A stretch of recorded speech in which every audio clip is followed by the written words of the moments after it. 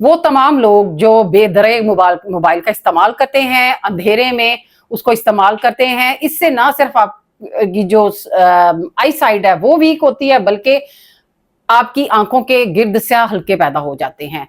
इसके अलावा जो आपका बाज बच्चे जो बाइक पे सफर करते हैं, उसकी वजह से आंखों में उनके एक सुर्खी ठहर जाती है। उसका बहुत ही मुजर्रब और जबरदस्त इलाज है। वो क्या करना है आपने? आपने असली गुलाब का अरक लेना है, एसेंस वाला ना हो।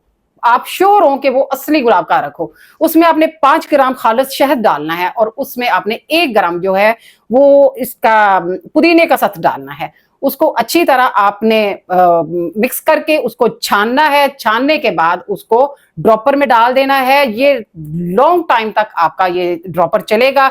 ना सिर्फ के आपकी जो रात को जो आपकी आंखें मोबाइल की वजह से खराब हो रही हैं, आई साइड आपकी ठीक होगी, आपके हल्के ठीक होंगे,